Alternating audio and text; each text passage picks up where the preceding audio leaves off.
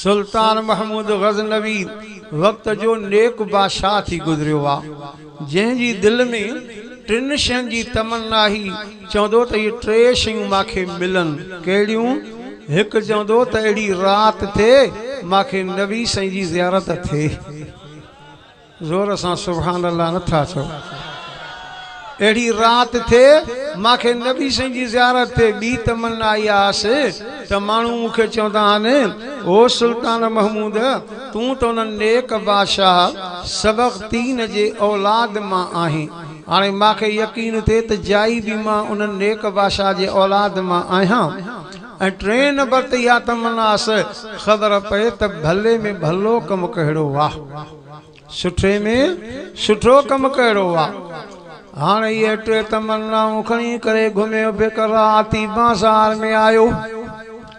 अञा जो नज़र करे त बाज़ार में हिकु दुकान जाॾो रोशनी थी थिए।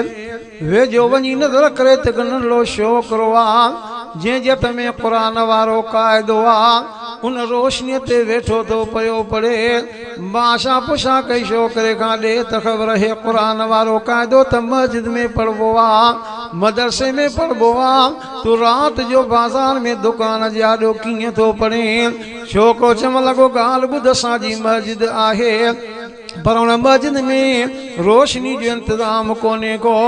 राति थींदी आहे मां निकिरंदो आहियां, दुकानदार चिमनी ॿारींदो आहे, रोशनी थींदी आहे, वेही क़ुरान वारो क़ाइदो पढ़ंदो आहियां। बादशाह जो ॿुधो त बादशाह जे अखियुनि खां पाणी वही आयो।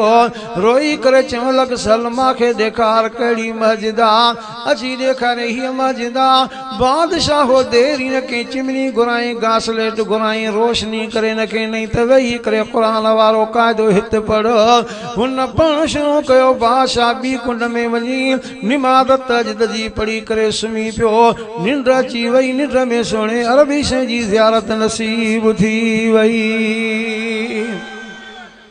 नबी साईं जी ज़ियारत थी ऐं नबी साईं फरमायसि, ओ सबक़तीन बादशाह जा पुट, अॼु राति जेको कमु कयो थी भले में भलो कमु इहो थी।